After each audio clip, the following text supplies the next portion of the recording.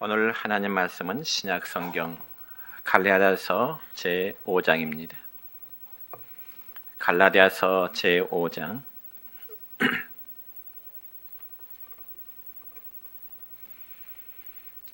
갈라디아서 5장 22절과 23절의 말씀 제가 봉독해 드립니다. 오직 성령의 열매는 사랑과 희락과 화평과 오래 참음과 자비와 양성과 충성과 온유와 절제니 이 같은 것을 금지할 법이 없느니라. 아멘. 사랑과 축복의 메시지 나눕니다. 사랑하고 축복합니다. 사랑하고 축복합니다. 오늘 우리가 지금까지 살펴본 믿음의 열매 가운데 오늘 갈라디아서 5장 22절과 23절의 말씀을 중심해서 믿음의 열매인 마지막 9번째인 절제에 대한 열매에 대해서 말씀을 나누고자 합니다. 여러분, 금년 2월 일본 삿포로에서는 동계 아시안 게임이 열렸습니다. 물론 우리나라는 거기에 출전한 선수들이 종합 순위 위라고 하는 좋은 성적을 올렸습니다. 그러나 선수들이 메달을 따기까지는 이루 말할 수 없는 고된 훈련과 더불어 철저한 자기 관리가 아니면 불가능한 일입니다. 여러분 생각해 보세요. 경기에 임하는 선수들은 단 몇 분 몇 초의 경기를 위해서 그 오랜 시간 동안 피나는 훈련을 하게 됩니다. 그래서 근본에 메달을 딴 어떤 선수에게 방송사 리포터가 이제 인터뷰를 요청했습니다. 그러면서 금메달 선수에게 묻기를 이제 집으로 돌아가면 가장 하고 싶은 것이 무엇이냐라고 하는 질문을 주었습니다. 그러자 그 선수는 말하기를 이젠 잠도 실컷 한번 자보고 또 먹고 싶은 음식도 마음대로 먹어보고 또한 친구들과 어울려 수다를 떨면서 영화를 보고 싶다고 하는 그런 인터뷰 내용을 본 기억이 있습니다. 그러니까 선수들은 그동안의 훈련하면서 모든 시간에 대한 통제와 더불어 자기의 관리가 있었다는 것 하나의 증거입니다. 만약 그렇지 않고 자기가 하고 싶은 일을 다 하고 어떻게 그들이 영광의 메달을 딸 수가 있겠습니까? 그래서 신약성경 고린도전서 9장 25절의 말씀을 보면 이런 말씀이 있습니다. 다 같이 시작. 이기기를 다투는 자마다 모든 일에 절제하나니 그들은 썩을 승리자의 관을 얻고자 하되 우리는 썩지 아니할 것을 얻고자 하노라. 아멘. 여러분, 모든 운동 경기에 임하는 선수는 철저하게 자기 자신을 관리하는 그런 절제가 너무나 필요한 것입니다. 그래서 이 절제라는 말을 다른 말로 표현하자면 자기 욕망에 대한 통제, 저는 그렇게 한번 정의해 보고 싶습니다. 자기가 하고 싶어하는 모든 욕망에 대한 스스로의 통제, 이게 바로 절제라는 겁니다. 그리고 자기 욕망에 대한 통제력이라말로 우리 그리스도인들에게 있어서는 정말 필요한 그리고 중요한 신앙의 덕목 중에 하나인 것입니다. 왜냐하면 우리 성도들은 불신자들이 가는 곳을 가지 말아야 할 곳이 있고요. 또 불신자들이 먹는 것을 먹지 말아야 할 것이 있는가 하면은 또한 불신자들이 행동하는 것을 우리는 행동하지 말아야 할 것들이 있기 때문에 그렇습니다. 그럼 오늘 본문의 말씀에 보면 바울은 성령께서 주시는 중요한 9가지 열매 중에 마지막으로 절제를 언급하고 있습니다. 그렇다면 여러분, 여기 절제라는 원래의 단어의 의미가 무엇일까요? 이 절제라는 원래의 단어의 의미는 어떤 일에 대한 억제와 참을성과 자제력을 의미하는 것입니다. 그래서 우리는 절제라는 말을 단지 어떠한 일을 하지 않거나 혹은 단절시키는 것으로만 생각할 때가 있습니다. 여러분, 우리나라 기독교에는 우리 장로교를 비롯해서 성결교라든지 혹은 감리교라든지 혹은 순복음 등등 여러 교파가 있는데요. 예수님 당시에도 보면 유대교에는 세 가지의 종파가 있었습니다. 즉 바리새파와 사두개파와 에세네파입니다. 여기 하나를 더 추가한다면 열심당왕도 또 있었습니다. 그런데 이 세 종파 가운데 에세네파는 예루살렘을 중심으로 한 바리새파와 사두개파 사람들이 그리고 종교적으로나 정치적으로 그들이 의식적으로는 신앙생활을 하지만은 그 내면적인 삶의 부패한 것에 대해서 한마디로 환멸을 느꼈습니다. 그래서 이 에세네파에 속한 사람들은 예루살렘에서 조금 떨어진 사막지대, 즉 쿰란이라는 곳으로 옮겨 집단적으로 그들이 모여서 은둔 생활을 하게 되었습니다. 그러면서 에세네파에 속한 사람들이 생각할 때는 사람들이 즐기는 모든 쾌락을 하나의 악으로 간주했습니다. 그러면서 인간의 욕구를 차지하고 단절하는 것만이 신앙의 참다운 미덕으로 생각을 하게 된 것입니다. 그러나 여러분, 사람이 무엇을 보지 아니하고 먹지 아니하고 또 접하지 않고 모든 것을 닫아버리고 모든 것을 외면한다고 하는 것은 결코 올바른 신앙인의 모습이 아닌 것입니다. 여러분, 예를 들어서 어떤 사람이 세상에 죄된 것을 비판하면서 홀로 깊은 산속에 들어갔다고 해서 그가 과연 그의 삶이 거룩해질 수 있을까요? 물론 정도의 차이는 있겠죠. 그러나 그게 참믿음의 사람이라고 단정지어서 말할 수는 없는 것입니다. 왜냐하면 주님께서는 우리들로 하여금 너희가 세상 속에서 빛이 되라고 말씀하셨지. 산속 깊은 곳으로 들어가서 은둔 생활하면서 신앙생활하도록 우리 주님이 그렇게 말씀하지 않았기 때문에 그렇습니다. 그러면 여러분이요, 아무것도 하지 않고 은둔하고 그리고 세상의 배타적인 삶을 살아가는 것은 마치 한 달란트를 받아가지고 아무것도 하지 아니하고 그저 땅속에 묻어두었다가 주인이 오기를 기다리는 어리석은 종과도 같은 것입니다. 그래서 그러한 행위는 자기의 자신을 스스로 다스리지 못하는 그러한 결과인 것입니다. 그러므로 우리 예수 믿는 그리스도인들이 지녀야 될 이 절제라고 하는 것은 성령의 도우심을 받아서 어떤 죄악이나 잘못된 습관의 지배 아래 있지 않도록 스스로를 잘 다스려가는 것입니다. 우리의 마음들을 스스로 잘 다스려가는 것입니다. 그래서 절제는 먹는 일, 마시는 일, 혹은 내 자신의 감정의 표현이라든지 혹은 나의 언어 생활의 혀를 사용하는 일이라든지 시간을 사용하는 등등 우리의 생활 전반에 걸쳐서 꼭 필요한 요소요.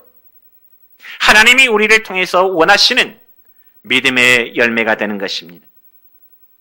그렇지만 여러분, 이 절제와 반대되는 요소들은 부도덕한 행위라든지 그리고 불순종한 삶이라든지 혹은 게으름이라든지 혹은 삶의 방탕함이라든지 우상숭배나 증오나 그리고 투기나 시기나 술수나 원수 맺는 것, 당 짓는 것, 변덕스러운 감정, 술 취함, 이런 모든 것들이 다 방탕함의 삶인 것입니다. 그러니 우리 예수 믿는 성도들에 있어서 이 절제 생활은 아무리 강조해도 결코 지나친 것은 아닌 것입니다. 왜냐하면 우리가 절제하지 않으면, 신앙생활의 삶에 절제하지 않으면 쉽사리 사탄의 희생물이 되고요, 자기 자신은 말할 것도 없거니와 다른 사람에까지 심한 피해를 줄 수 있기 때문에 그렇습니다. 그렇다면 구체적으로 성도가 이 세상에서 절제해야 될 것, 저를 비롯한 우리 모두가 신앙생활 하면서 무엇을 절제할까요? 첫째는 물질에 대한 절제입니다. 여러분, 돈이라는 물질은 우리들의 삶의 도구가 되어야지. 이 돈 물질이 우리들의 삶의 목표가 되어서는 안 되는 것입니다. 그런데 대부분의 사람들은 오로지 돈을 삶의 목표로 삼고 살아가는 분들이 어쩌면 믿지 않는 불신자들의 사고 모습입니다. 그래서 오직 돈 하다가 결국 돌아버리기도 합니다. 그러니까 물질에 대해서 절제하지 못하는 사람은 결국 물질의 노예가 될 수밖에 없다는 것입니다. 실제로 오늘날 이런 사람들이 우리 주변에 얼마나 많이 있을까요?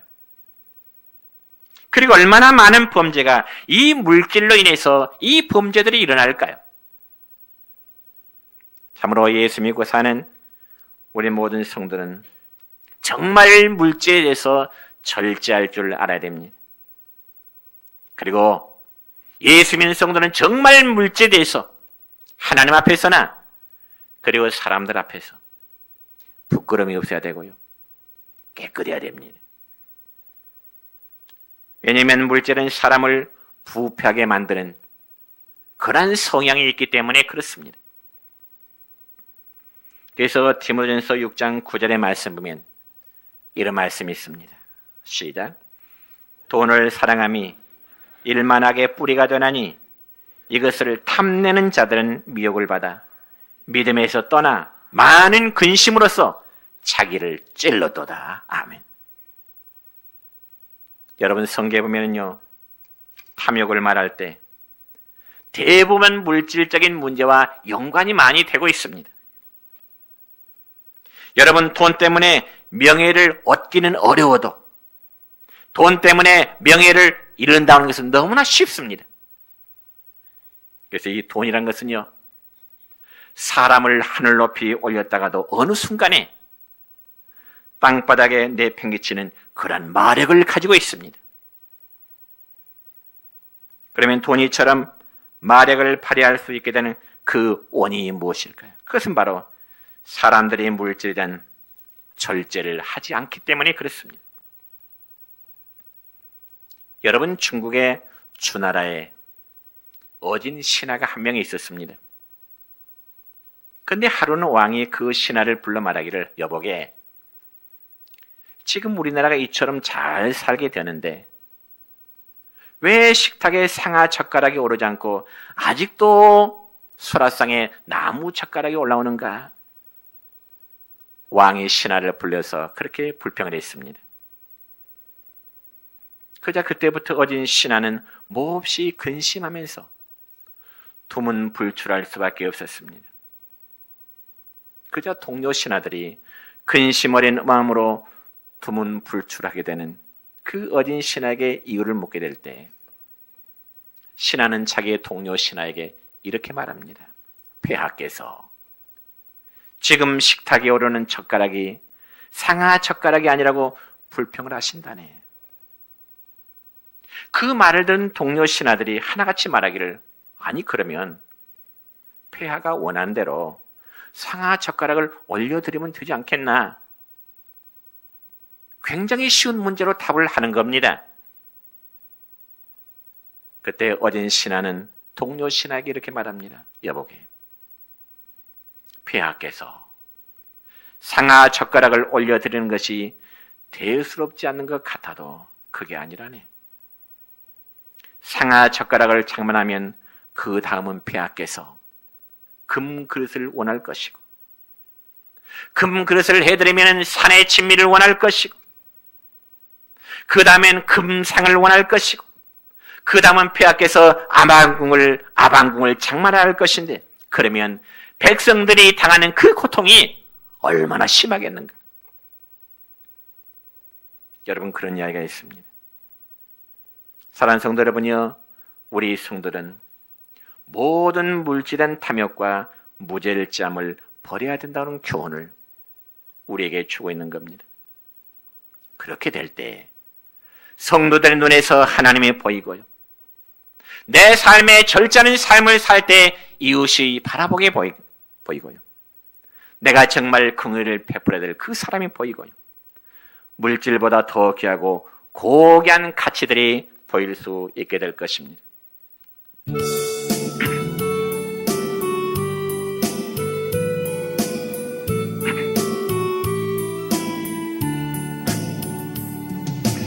나의 마음속에 온전히 주님만 모셔놓고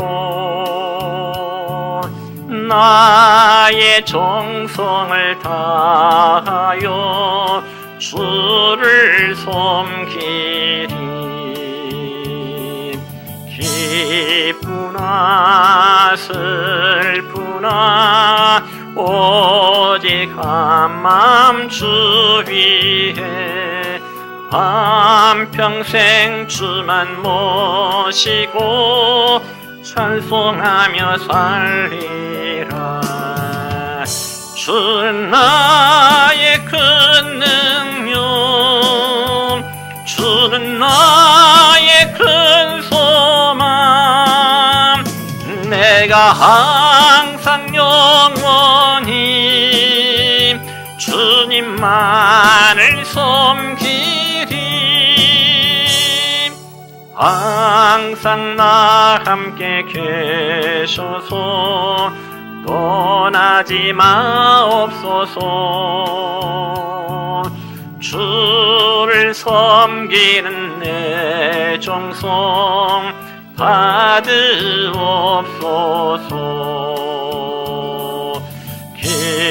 기쁘나 슬프나 오직 한마음 주 위에 한평생 주만 모시고 찬송하며 살리라. 주는 나의 큰 능력, 주는 나의 큰 소망, 내가 항상 영원히 주님만을 섬기리.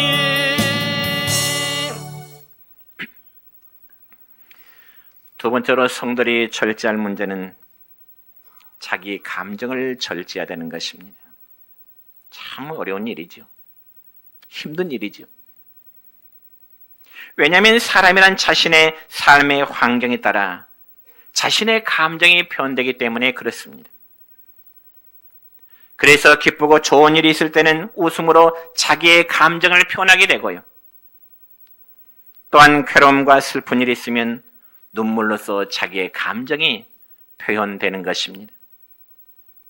또한 마음속에 분노의 마음이 있으면 격한 감동으로, 격한 행동으로 감정을 표출하게 되는 것이죠.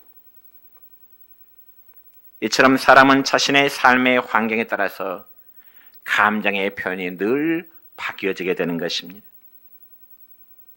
그럼에도 불구하고 성경에서 말씀하고 있는 이 감정의 절제라고 하는 것은 하나님의 나라를 소망하면서 살아온 성도들이 정말 슬픔 속에서도 기뻐할 줄 알고요, 모욕 속에서도 즐거워할 줄 알고요, 수치와 치욕을 당하면서도 기뻐할 수 있는 것이 성경에서 말씀하고 있는 절제의 삶이라고 하는 것입니다. 그러니까 눈물을 웃음으로, 근심을 평안으로 바꾸는 작업이 곧 자기 감정을 절제하는 것입니다.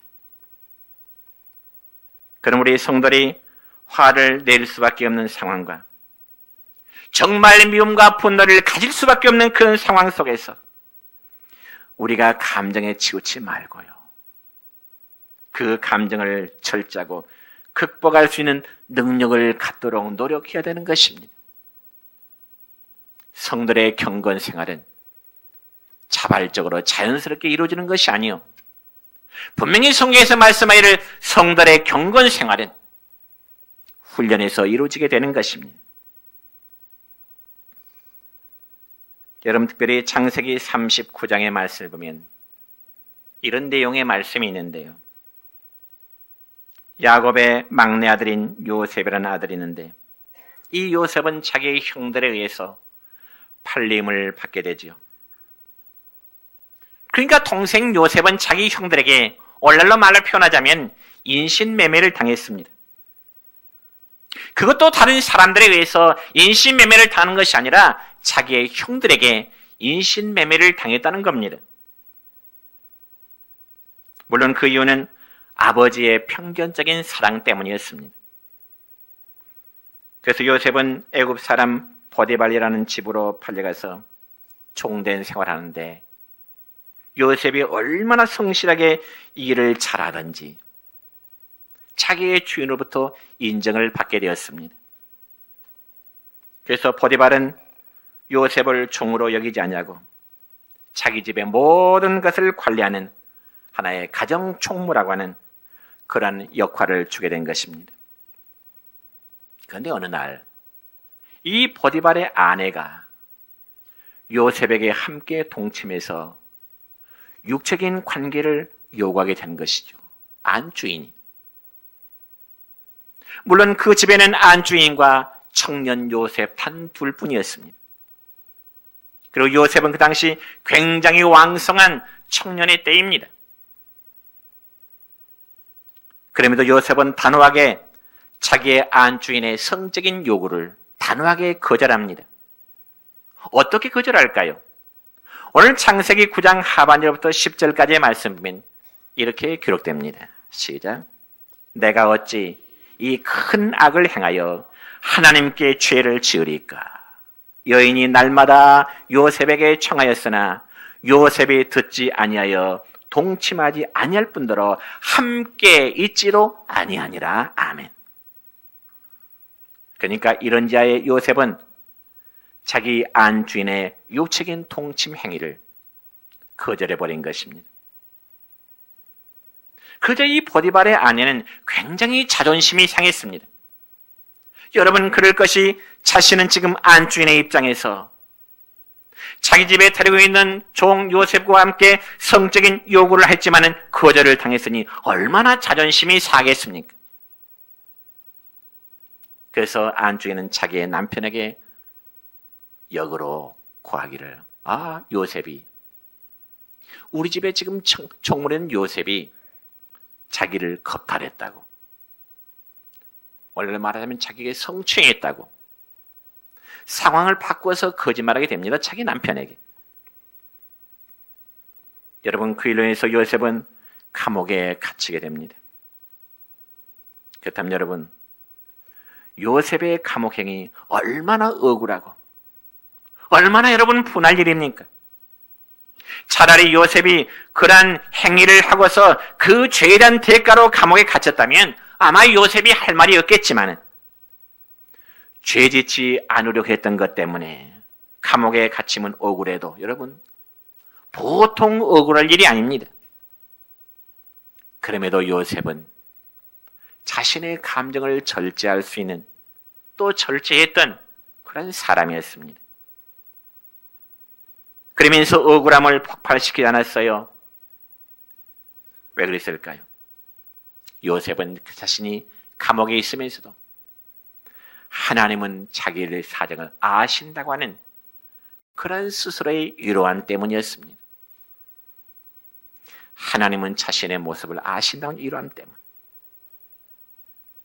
여러분, 저나 여러분이 어떤 사람에게 정말 억울한 일을 당했는데 아무도 알아주는 사람이 없다면 얼마나 분통 터질 일입니까? 그렇잖아요. 우리가 어떤 사람에게 억울한 말을 듣고 억울한 일을 당하면 정말 분통 터질 일이죠. 그런데 옆에서 어떤 사람이 등을 두드려주면서 나는 당신의 마음을 알아. 나는 당신의 마음을 알아. 이런 한마디의 위로의 말이 있다면 아마 큰 힘을 얻게 될 것입니다. 그러니까 여러분, 요셉도 그랬습니다.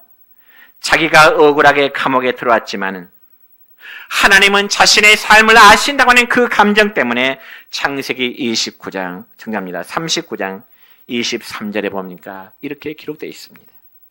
시작. 여호와께서 요셉과 함께 하심이라.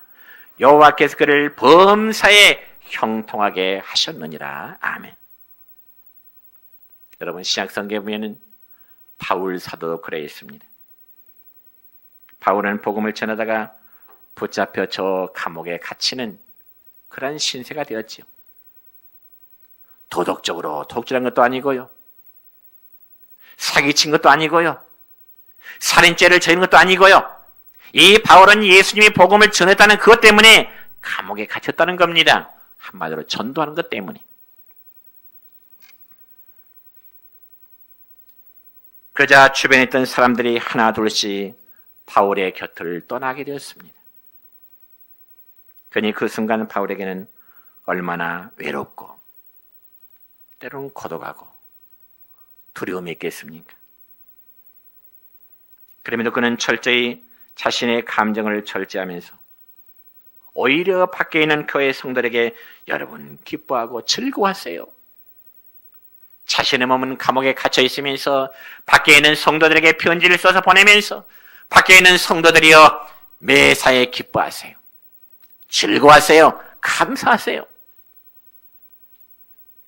저 여러분은 무엇보다도 우리 자신의 감정을 절제하고 이겨낼 수 있는 성도의 시기를 축원합니다. 세 번째, 우리는 말에 대해서 절제할 수 있어야 됩니다. 정말 우리 성도는 말에 대한 절제를 하라는 거죠. 왜냐하면 말이 많은 사람치고 실수 없는 사람은 없어요. 그래서 인간이 자신의 신체 부위 가운데 가장 다스리기 힘든 부분이 있다면, 여러분의 육체, 여러분의 신체 중에 가장 다스리기 힘든 부분이 있다면, 그리고 인간이 스스로 절제하는 일에 있어서 가장 많이 실패하는 부분은 아마도 저와 여러분의 혀일 것입니다. 그래서 성경에 보면 사람이 혀를 다스리는 것은 마치 불가능하다고 말씀해요. 이 점에서 야고보서 3장 8절에 보니까 이렇게 기록되었네요. 시작. 혀는 능히 길들일 사람이 없나니 쉬지 아니하는 악이요 독이 가득한 것이라. 여러분 그렇게 생각해 보십니까?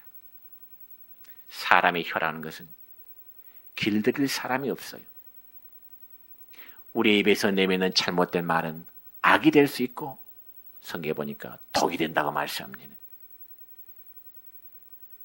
그러니까 이 말씀을 보면 사람의 혀가 얼마나 무서운 무기인가를 말씀하죠. 그래서 야고보 사도는 야고보 3장 9절과 10절에서 계속 말하기를 또 이런 말씀이 기록됩니다. 시작. 우리가 주 아버지를 찬송하고 또 이것으로 하나님의 형상대로 지음을 받은 사람을 저주하나니 한 입에서 찬송과 저주가 나오는도다. 내 형제들아, 이것이 마땅하지 아니하니라. 아멘. 성도 여러분, 여러분의 입으로 하나님께 기도하고 여러분의 입으로 하나님께 찬송하면서 믿음의 형제들 비난하고 믿음의 형제를 저주해야 되겠습니까? 저는 여러분에게 고면합니다. 성도들은 말에 절제하자고요. 여러분 서양 격안에 보면 이런 말이 있습니다. Silence is gold라는 말이 있습니다. Silence is gold라는 말은 즉 침묵은 금이라는 뜻인데요. 정말 말 없는 침묵이 금의 가치가 있을까요? 우리는 종종 TV에서 어떤 단체가 시위를 할 때 입에 마스크를 이제 쓰고요. 그래서 마스크를 쓰고 길거리에 행진하는 그런 시위대들을 종종 TV에서 보게 됩니다. 여러분 과거에는 이제 과거 같으면 어떤 데모 즉 시위를 할 때면은 어떤 이슈에 대해서 구호를 지르지요. 어떤 시위를 하는 그 이슈에 대해서 구호를 진다든지 혹은 물리적인 행동들이 있었습니다. 그러나 지금은 우리나라의 시위 문화가 많이 바뀌어졌잖아요. 때로는 침묵으로 평화 행진하는 그러한 모습들을 보게 됩니다. 그는 왜 과거처럼 구호를 외친다든지 또 물리적인 행동이 아닌 침묵으로 평화 행진에 시연할까요? 그래서 바로 침묵이 외치는 구호의 함성보다 더 강렬한 메시지가, 구호를 외치지 않지만은 그 속에 나타나는 하나의 강렬함이 있기 때문에 그렇습니다. 그러면 오늘날 사람들은 너무나 말을 많이 한 것 같아요. 그러다 보니까 본의 아니게 말에 실수가 많을 수밖에 없습니다. 그래서 여러분, 하지 않아도 되고 해서도 안 될 말이 있는데도 절제하지 못하고 함부로 말했다가 실수를 범하고 다른 사람의 마음에 상처를 안겨주는 그런 경우들이 얼마나 많이 있습니까?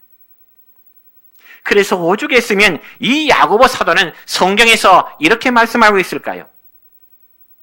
야고보 1장 26절의 말씀입니다. 시작.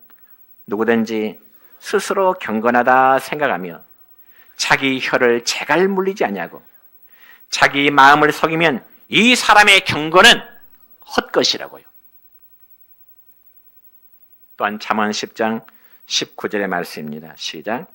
말이 많으면 허물을 면하기 어려우니 그 입술을 제어하는 자가 지혜가 있느니라. 아멘. 그렇습니다. 정말 우리 예수 믿는 성도들은요, 말에 대한 조심성을 가져야 됩니다. 그래서 내가 내뱉는 말로 인해서 듣는 자가 기뻐할 것인지 아니면 마음에 상처가 될 것인지 한번 생각해 보자는 것이죠. 내 마음의 감정 표출로만 내뱉지 말고요. 그래야 예수 믿는 사람답지 않겠습니까? 마지막 네 번째는 채무를 사용함에 있어서 절제해야 됩니다. 여러분, 우리나라 초대 대통령이라면 이승만 대통령이죠. 그리고 이승만 대통령의 영부인은 저 오스트리아 출신 프란체스카 여사지요. 그런데 그 영부인의 절제와 청변의 삶은 우리의 모든 국민들에게 커다란 교훈을 주고 있습니다. 특별히 영부인 프란체스카 여사는요, 결혼 예복을 50년 동안 입었고요. 그리고 손자들의 속옷이나 자신의 양말은 항상 껴서 신고 입었다고 하는, 그게 바로 그분의 취미였습니다. 그리고 대통령의 영부인 프란체스카 여사는요, 세수한 물로 머리를 감고 머리 감은 물로 세탁물로 쓰고요, 세탁한 물로 걸레를 빨고요, 걸레빤 물은 화단에 뿌리는 그 절제와 청변의 삶을 살았다고 하는 그런 이제 실화가 있습니다. 여러분, 과연 그게 쉬운 일일까요? 한 나라의 대통령의 아내가 아무리 그 시대의 경제가 어렵다 할지라도 속옷과 양말을 꿰매서 사용한다는 것, 아마 결코 쉬운 일은 아니었을 것입니다. 그럼에도 그는 훌륭한 믿음의 사람으로서 자신의 삶의 철학이 바로 신앙에서 비롯되었다고 고백한 적이 있습니다. 그렇습니다. 우리 사랑하는 성도 여러분이요, 여러분이 가지고 있는 모든 재물은 비록 여러분이 고생해서 모은 것이 할지라도 그 재물의 주인은 하나님이심을 미래하는 것입니다. 그리고 우리 생명의 주인이 하나님이시라면 우리가 소유하고 있는, 여러분이 가지고 있는 모든 것 역시 하나님의 소유물입니다. 믿습니까? 그래서 하나님은 그러한 소유물을 우리들로 하여금 지혜롭고 선하게 사용하기를 원하십니다. 그럼에도 재물을 마치 자기의 것인 양 착각하는 것은 그 재물을 사용함에 있어서도 마음대로 무절제하게 사용해야 되는데, 이는 하나님 앞에 죄가 되는 것입니다. 특별히 우리 교회 성도에게는 그러한 모습을 찾아볼 수 없는데, 여러분은 과분한 사치생활, 이건 하나님 앞에 대단히 큰 죄입니다. 물론 내 돈 가지고 내가 사용하는데 그게 무슨 죄가 되느냐고 반문하는지 모르겠지만은 재물에 대한 주인의식을 깨닫는 사람은 과분한 사치생활이 하나님 앞에 얼마나 큰 죄인지를 잘 알고 있는 것입니다. 여러분, 돈을 낭비하면 가난뱅이가 되고요. 자막에는 그것이 같이 한번 읽을까요? 시작. 돈을 낭비하면 가난뱅이가 되고, 건강을 낭비하면 병자가 되고, 시간을 낭비하면 패자가 되는 법입니다. 동의하십니까? 바로 이런 일에 절제하지 않을 때 사치와 방탕, 탐과 같은 여러 가지 죄악이 생기게 마련입니다. 그러므로 성도는 하나님께서 우리에게 부여하신 아름다운 목적을 위해서 우리의 것을 생하고 금하고 합당한 삶을 살고자 노력해야 되는 것입니다. 이제 말씀했습니다. 오늘 우리는 성령의 열매요, 혹은 믿음의 열매의 마지막인 절제에 대한 말씀을 나눴습니다. 그러므로 성령의 능력과 지배권 하에서 절제의 능력을 가질 때 우리의 삶은 하나님께 영광이 될 것이고, 그리고 참된 자유함 속에서 행복을 누리는 아름다운 인생을 살아가게 될 것입니다. 그래서 우리들은 성령의 사역을 따라서 이제는 성령의 능력과 지배권 안에 머물도록 끊임없이 절제하고 아름다운 절제의 열매를 맺을 수 있기를 우리 주님의 이름으로 축원합니다.